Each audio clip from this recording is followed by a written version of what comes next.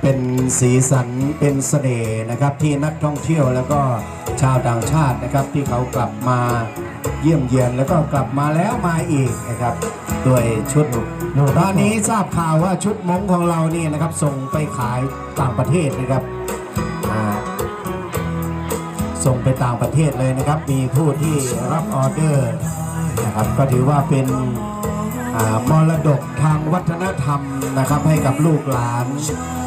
ที่ร่วมกันสืบสานไว้นะครับ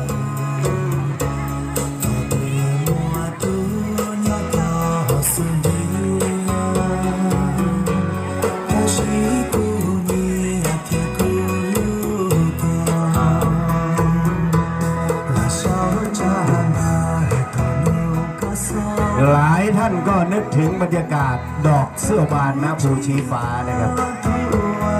ใกล้แต่ก่อนที่จะถึงดอกเสื้อบานก็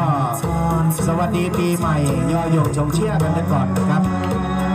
พอพี่พัฒน์อุทยาบอกว่าประมาณวันที่ 27 เป็นต้นไป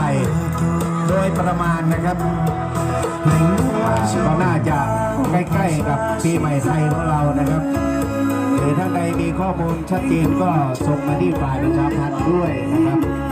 และก็ต้นเดือนมกราคมปี 2563 นะครับองค์การบริหารส่วนตำบลตับเต่านะครับเดินวิ่งประวัติศาสตร์ย้อนรอยประวัติศาสตร์นะครับเดินวิ่งการกุศลย้อนรอยประวัติศาสตร์ณองค์การบริหารส่วนตำบลตับเต่านะครับ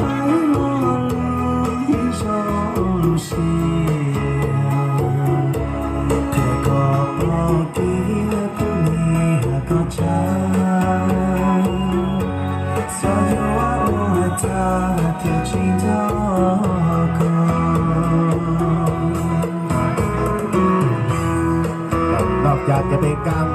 สร้างความสัมพันธ์ที่ดีระหว่างโรงเรียนกับชุมชนแล้วนะครับก็ยังเป็นการได้บริหารร่างกายได้ออกกำลังกายนะครับจากผลการวิจัยบอกว่าผู้ที่ชอบการเต้นรำนี่อาจจะมีสุขภาพดีกว่าผู้ที่ไม่เคยเต้นเลยนะครับถึง